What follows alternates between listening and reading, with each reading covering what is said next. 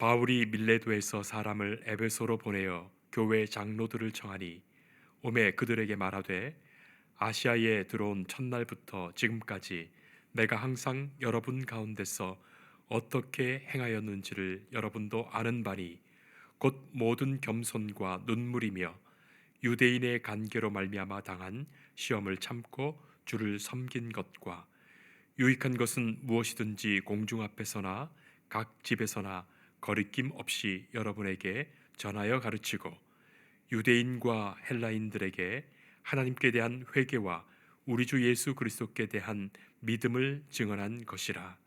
보라, 이제 나는 성령에 매여 예루살렘으로 가는데 거기서 무슨 일을 당할는지 알지 못하노라. 오직 성령이 각 성에서 내게 증언하여 결박과 환난이 나를 기다린다 하시나 내가 달려갈 길과 주 예수께 받은 사명 곧 하나님의 은혜의 복음을 증언하는 일을 마치려 하면은 나의 생명조차 조금 더 귀한 것으로 여기지 아니하노라. 보라, 내가 여러분 중에 왕래하며 하나님의 나라를 전파하였으나 이제는 여러분이 다 내 얼굴을 다시 보지 못할 줄 아노라. 아멘. 내가 믿는 기독교라고 하는 책을 써서 아주 유명하게 세계에 알려진 진학자가 있습니다. C.S. 루이스라고 하는 유명한 목사님인데 어느 날 영국에서 비교 종교학 대회가 모였습니다. 비교 종교학이라는 것은 여러 종교를 비교해서 연구해서 장단점을 비판하는 그런 모임입니다. 이러한 모임에 사람들이 모여서 나름대로 불교의 장점이 뭐고 유교의 장점은 뭐냐 하다가 기독교의 특색은 뭐냐, 기독교가 만 가지는 특색이 뭐냐, 뭐 이런 문제를 가지고 토론을 하고 있었습니다. 루이스 박사가 그 방에 들어가 보니까 이걸 가지고 많은 사람들이 갑론을박하면서 여러 가지 토론을 하고 있는 거예요. 그때 루이스 박사가 물었습니다. 지금 토론하는 제목이 뭐예요? 그러니까 그들이 말하기를 기독교의 특색이 뭔지 그 딱 한마디로 뭐라고 하면 좋을까?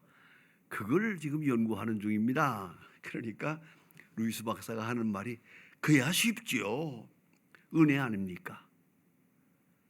은혜, 여러분 그걸 아셔야 됩니다. 은혜의 뜻, 은혜의 본질을 잘 이해하셔야 됩니다. 우리가 우리 신앙을 믿는다 하면서도 잘 분석하면은요 두 가지 신앙의 형태가 있습니다. 하나가 에로스고 하나가 아가페입니다. 에로스라는 거 아가페 둘 다 사랑이라는 뜻입니다. 하지만 에로스라고 하는 것은 자기가 중심이 된 사랑입니다. 자기가 중심에서 사랑을 받고 또 사랑하고 사랑을 받고 하는 그런 자기 중심적 사랑, 그게 에로스고요. 아가페는 하나님 중심적입니다. 하나님이 우리를 사랑하셨으니까 그걸 그대로 수용합니다. 받아들이는 마음입니다. 이것이 아가페입니다. 그래서 유명한 니그레인이라는 박사가 쓰신 아가페 앤 에로스라는 책이 있습니다. 제 개인적인 얘기입니다만은 옛날에 신학대학에 다닐 때 교수님이 이 책을 가지고 설명을 하면서 좀 지나치게 말해서요, 좀 과장된 말이기도 합니다만은 이 아가페 앤 에로스는 성경 다음 가는 책이라고 그랬어요. 아주 중요한 책이요. 이 책을 바로 이해하면 바른 신앙에 설 수 있다고 그런 얘기를 해서 제가 어려운 돈을 마련해 가지고 이 책을 구입을 했습니다. 또 그 책이 많지 않을 때고 책 사기도 어려울 때예요.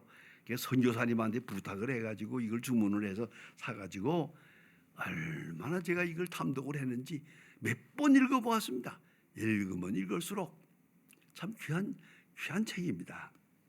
그래서 재미있는 얘기는 마지막에 어떤 친구가 이걸 좀 빌려달라고 해서 주었어요. 안 가져와서요. 할 수 없이 그 다음에 또 샀어요, 제가. 그런 역사가 있습니다.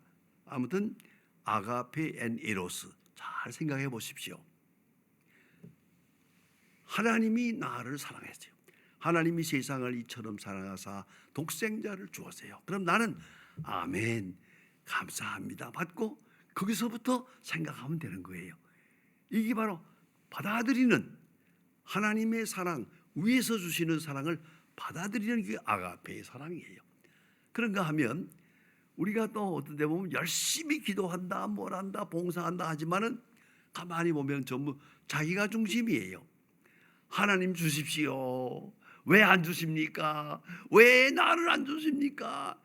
그리고 몸부림을 치고 밤새 그 철야 기도해요. 그건 에로스예요. 몸부림을 치지만 부부간의 사랑도 그렇습니다. 아가페적 사랑일 수가 있고 에로스의 사랑이 있어요. 아가페의 사랑은 남편이건 아내건 고맙게 생각하고 감사합니다 하는 마음으로 그 사랑을 다 수용하고 살아요. 그런가 하면 에로스의 방향으로 사랑하는 사람은 사랑을 갈취하려고 그래요. 사랑을 받아야 돼요. 내가 이만큼 사랑했는데 왜 날 안 사랑하느냐? 내가 얼마를 줬는데 왜 안 주냐? 아주 피곤해요. 원망불평으로. 이게 에로스입니다. 자, 어쨌든 간에 마틴 루터의 신학을 잘 연구해 보면은 신학의 주제가 로 앤 그레이스입니다. 율법이라고 하는 것 잘 생각해 보면 그게 에로스입니다. 그 아가페입니다. 이 은혜는 아가페입니다. 그걸 잊지 말아야 합니다. 그 은혜의 반대의 말은 율법입니다. 율법을 지켜서 복을 받겠다. 율법을 사랑해서 율법을 잘 하나님 말씀을 지켜가지고 하나님의 마음을 감동해서 복을 받겠다 하고 몸부림칩니다. 그 다 율법적 에로스적인 잘못된 신앙이라고 말할 수가 있겠습니다. 사도 바울은 일평생 오늘 본문 성경에 보니 은혜의 복음을 전했습니다. 은혜의 복음, 오직 은혜를 전하면서 오늘 본문에 보니까 은혜의 복음을 전하고 이제 나이가 많고 활력이 어려워서 이제 순교하게 될 때가 됐거든요.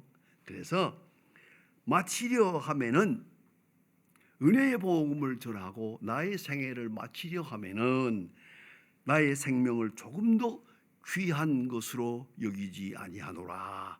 무슨 말입니까? 생명보다 은혜가 더 중요해요. 내가 살고 죽는 것보다 은혜가 더 커요. 은혜가 더 크고 더 그런 거로 나의 생명 같은 거 이거 아무것도 아니에요. 소중하지 않다라고 그는 확실하게 고백하고 있습니다. 이것이 사도 바울의 은혜에 대한 신앙 고백입니다. 은혜의 복음, 사도 바울에게 있어서는 더더욱 특별한 의미를 가집니다. 은혜라는 말은 고린도전서 15장 9절에 있는 말씀을 여러분이 잘 아시는 말씀인데 한번 다시 들어보세요. 나의 나됨은 은혜로 된 것이니 내게 주신 은혜가 헛되지 아니하여 내가 모든 사람보다 더 많이 수고하였으나 내가 아니요 나와 함께 하시는 하나님의 은혜로라. 처음부터 나의 나 된 것은 은혜로 된 것이요. 내가 무슨 일을 했다 하면 내게 주신 은혜가 헛되지 아니하여 은혜의 열매로 된 것이지 내가 한 것이 아니요. 하나님의 은혜의 열매로 전도의 효과가 있고 구원의 역사가 나타나고 교회를 설립하고 이렇게 된 것이다. 그런 거로 모든 것은 하나님의 은혜다. 애당초부터. 다시 돌아가 생각하면 사도 바울의 회심을 생각해 보세요. 그가 예수 믿는 사람을 핍박해서요 스데반을 향하여 돌을 던진 사람이에요. 이 사람이 다메섹으로 가서 예수 믿는 사람을 체포해다가 공회에 넘기려고 아주 그 먼 길까지 가서 거기 피란을 가고 도망간 기독교인들을 가서 붙잡아 오려고 가던 거예요. 다메섹 딱 들어섰을 때 하늘에서 음성이 들려옵니다. 사울아, 어찌하여 네가 나를 핍박하느냐. 사도 바울이 참 야무진 사람이에요. 그 무서운 순간에도 주여 누십니까? 당신 누구요? 하고 물어보잖아요. 하늘에서 내려오는 음성이 있는데도 그때 주님께서 말씀하십니다. 내가 핍박하는 예수다. 사도 바울은 크게 깨닫습니다. 내가 핍박하는 교회요. 베드로, 요한, 야고보 이 사람들이야. 그런데 예수님 말씀하기를 내가 핍박하는 예수다. 교회와 예수님과 교회가 하나라는 것을 말씀해 주세요. 거기서부터 회심을 해가지고 교회를 세우고 복음을 전파하는 일에 일생을 바치지 않습니까? 그게 사도 바울이에요. 그 은혜예요. 그 자체가 은혜예요. 그분아 갈라디아서에 보면 그런 말씀도 있어요. 어머니의 태로부터 나를 택정하사 이방인의 사도가 되게 하시고, 어머니의 태로부터 길리기아 다소에서 태어난 그 자체부터가 은혜예요. 그 자체가 은혜예요. 그래서 그런 이중 언어를 하고 이방 사람들에게 복음을 전하는 특별한 인격을 가진 사람이에요. 이것도 은혜예요. 그리고 그는 한평생 은혜에 보답하는 마음으로 중생과 사역과 능력과 이게 전부 total grace, 전부가 은혜다. 은혜에 대한 응답은 뭡니까? 울어주신 거니까 감사해요. 감사와 겸손과 충성과 이것밖에 없어요. 이거 그리스도인이에요. 그런데 사도 바울에게 있어서는 좀 더 절절한 것이 있습니다. 여러분 너무나 잘 아는 말씀입니다. 고린도 후서 12장에 보면은 사도 바울이 하나님 앞에 특별히 기도해요. 3번 기도했다고 되어 있는데 그 3번이 뭔지를 아무도 몰라요. 철야기도 3번 했는지, 금식기도 3번 했는지, 40일 기도를 3번 했는지 모릅니다. 어쨌든 특별히 마음을 정하고 한 제목을 위하여 3번 기도했어요. 그런데 하나님께서 응답해 주십니다. 육체의 가시, 사탄의 사자, 이걸 제해달라고 기도한 거거든요. 그게 뭘까? 육체의 가시, 거기까지는 이해가 돼요. 아마 병이 있었나 보다 쉽잖아요. 근데 사탄의 사자라고 그랬거든. 이건 또 뭐냐? 전도에 방해가 되니까, 자기가 낙심하게 되니까 하나님의 거룩한 사역에 방해가 되기 때문에 사탄의 사자라고 부르지 않았나 생각합니다. 제가 연구해 보았어요. 이걸 때문에 특별히 연구 한번 한 때가 있었어요. 해보았더니 간질병이에요. 옛날에 간질병이 많았거든요. 우리가 잘 아는 대로 역사에 나오는 알렉산더 대왕 같은 사람도 간질병이고요. 옛날에 간질병이 많았어요. 또 천재 가운데 간질병이 많아요. 머리 좋은 사람 가운데 간질병이 많아요. 이 간질병 때문에 문제거든요. 저는 간질병 하면요, 한마디 할 말이 있는 사람이에요. 왜 그런 거? 제가 중학교 다닐 때, 이 담임 선생이 왁선이 그래요. 예 하고 일었으니까 너 교회 다니지? 예. 교회 다니는 사람은 사랑하지. 사랑하려고 애를 쓰고 힘을 씁니다. 했더니 한 친구를 딱 세워놓고 얘가 간질병 환자다. 자꾸 쓰러지는데 종종 쓰러지고 하는데 아무도 얘와 같이 앉으려고 하지 않아. 내가 얘를 짝 하래라. 내가 간질병 환자하고 2년 동안 짝을 했어요. 그러니까 내가 간질병 많이 보았죠. 그 쓰러지는 거 많이 보고 말이야. 근데 얘 그래서 이 몇 번 보니까 별거 아니에요. 쓰러졌다가 한 15분 있으면 일어나요. 그래서 별거 아니라서 무섭지도 않고 괜찮은데 내가 한마디 했어요. 너가 쓰러질 때만 이렇게 소리 지르냐? 삐삐삐삐가 이러거든요. 발광을 하거든요. 그래서 왜 그러냐 그랬더니 누가 뒤에서 나에게 빨간 보재기를 씌우거든. 빨간 보재기를 씌우니 이거 벗으려고 내가 몸부림을 치는 거다. 이해하라고 그래요. 알았다. 어쩌면 책을 연구해 보니까 간질병은 다 그래요. 다 그렇게 말하고 있어요. 빨간 보재기를 씌운다. 그래서 벗으려고 애를 쓰는 거다. 다 돼 있어요. 간질병. 간질병이 많습니다. 지금도 많습니다. 이건 특별한 병이에요. 이렇게 쓰러졌다가 일어나고 그러는데 걔가 내 친구 해가지고 뭐 같이 수영도 하고 같이 식사도 하고 많이 지내보니까 별거 아니에요. 그런데 사도 바울이 생각해 보세요. 사도 바울 아닙니까?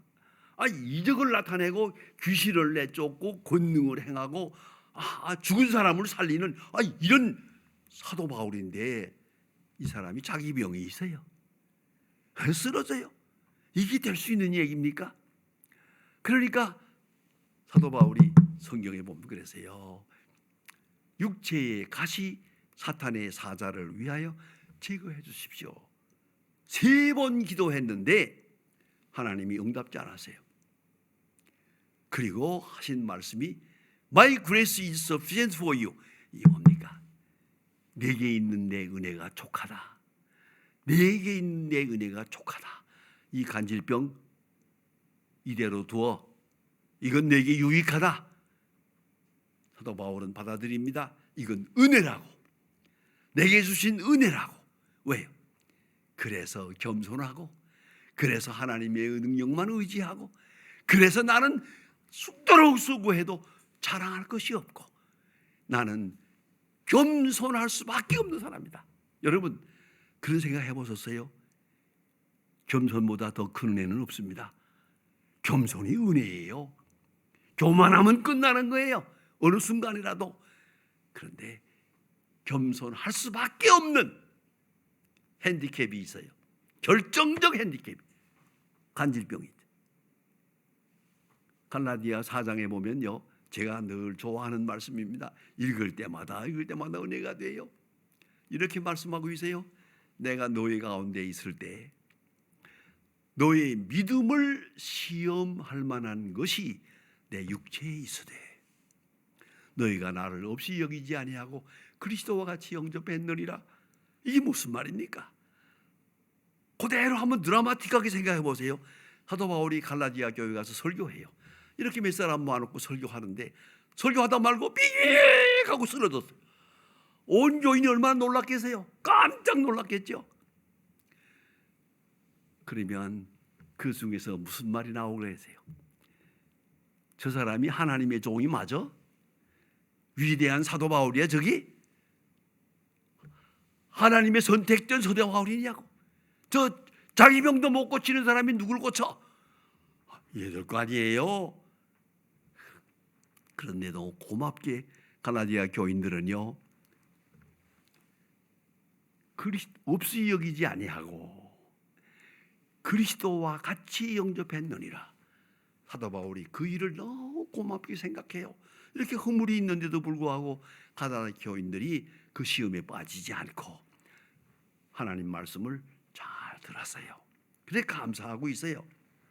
이걸 잊지 말아야 합니다. 사도 바울은 엄청난 핸디캡이 있습니다. 그런데도 불구하고 그것을 은혜로 받아들였어요. 간질병을 은혜로 받아들였어요. 왜? 그래야 겸손하니까. 그래야 자랑하지 않으니까. 그래야 능력의 사람으로 지속할 수 있으니까.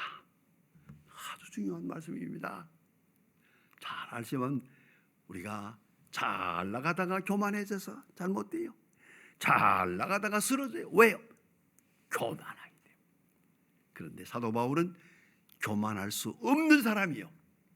여러분 은혜 중에 가장 큰 은혜가 뭔지 아십니까? 겸손의 은혜예요. 겸손하기가 힘들거든요. 그 겸손을 가능케 하는 그것이 오직 은혜예요. 은혜를 크게 받은 사람은 교만할 수가 없어요. 자랑할 수도 없어요. 깨끗하게. 그것이 얼마나 귀중한 일인지 모릅니다. 사도 바울은 그래서 이것이 은혜요. 내게 있던 육체의 가시, 이것도 내게 주신 특별한 은혜다. 특별한 은혜. 이거 생각해야 됩니다. 제가 목회하면서 재미있는 경험을 많이 합니다. 그런데 제가 소망교회에서 목회할 때 그 입학고시 있잖아요. 왜 대학고시. 대학 입학 시험 볼 때쯤 되면은요. 새벽 기도가 터져 나가요. 그 아이들 위해서 기도하느라고. 그런데 그때 교회가 크니까 예비고사 보는 아이가 300명이나 돼요. 그러니 와서 철야 기도하고 금식 기도하고 그 아이 합격하게 해달라고 기도들 하는데, 제가 한번 나가보았는데요. 그 어느 어머니요, 잘생긴 어머니가 내게 오더니 목사님 부탁합니다 그래요. 그러면 내가 걱정이 돼요. 또 내 아들 합격하게 해주세요, 내 딸 합격, 그런 말 할 줄 알고 좀 겁이 나더라고요. 그런데 아니요, 목사님 제가 특별한 소원이 있어요. 지금 기도하는 중입니다. 우리 딸 오늘 시험 보는데요, 요놈 떨어지게 해주세요 그래요. 나 그런 말 처음 들어봐서 일생에 딱 한 번 기도를 하긴 하는데, 이번 시험에 우리 딸 떨어지게 해달라고 기도해달라, 나한테까지 부탁을 했어요. 내가 기도했죠.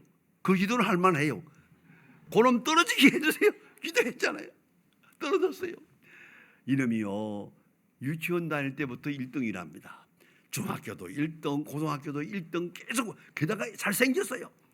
얼마나 교만한지요.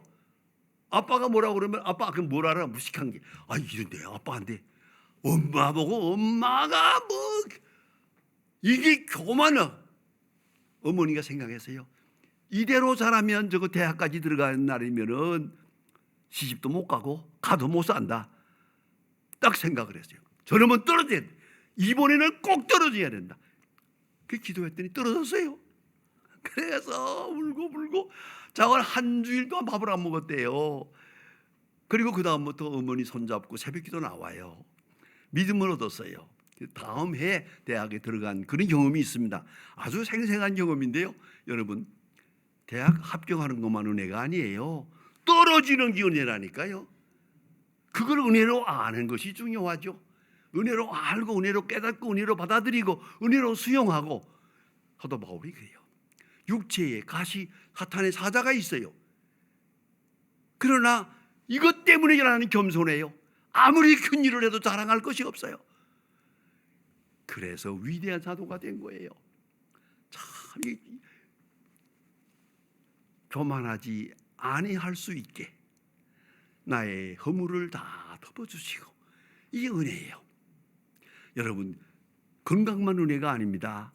병드는 것도 은혜예요. 성공만 은혜가 아닙니다. 실패가 은혜라는 걸 알아야 됩니다. 사도 바울은 은혜를 능력으로 받았습니다.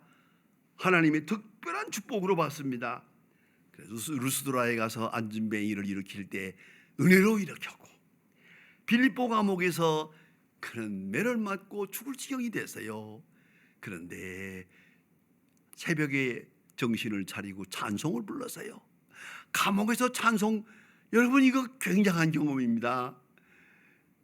저는 딱 한 번 해봤어요.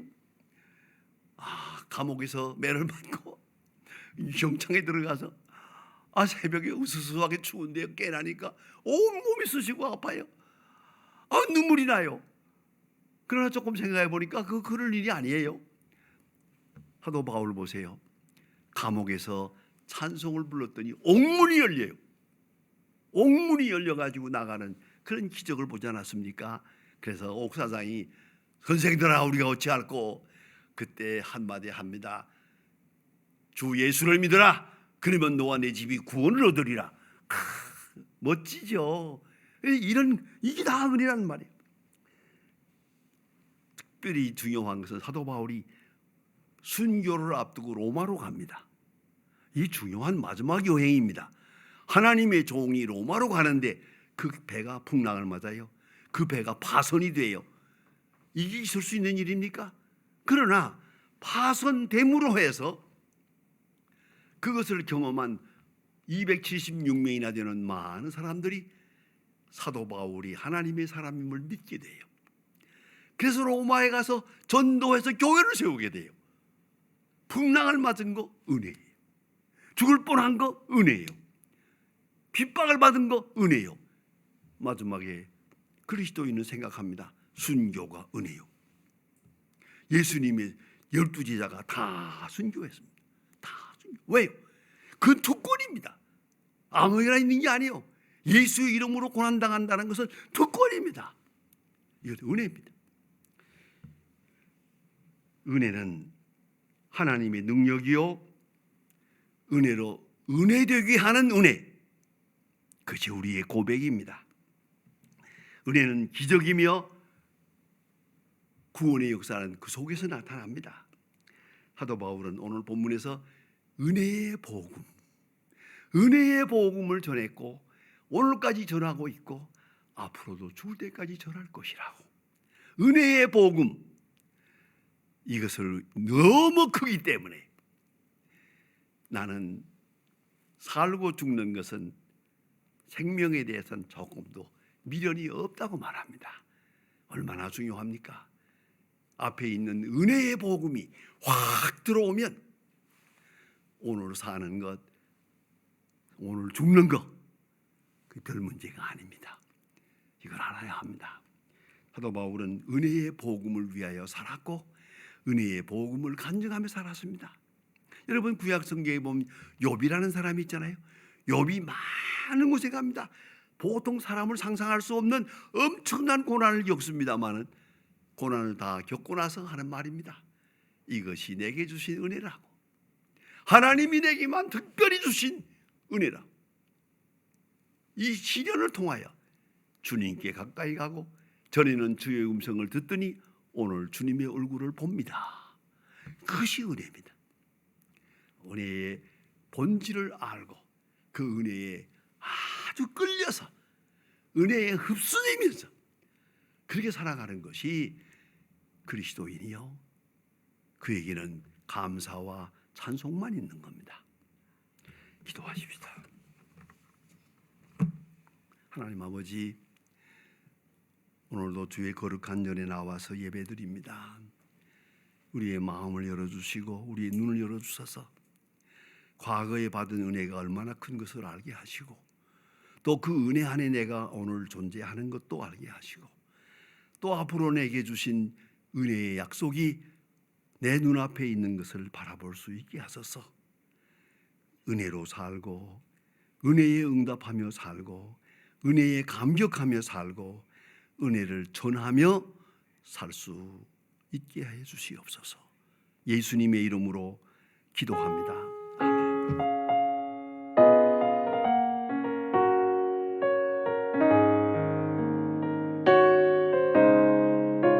주 예수 내가 알기 전 날 먼저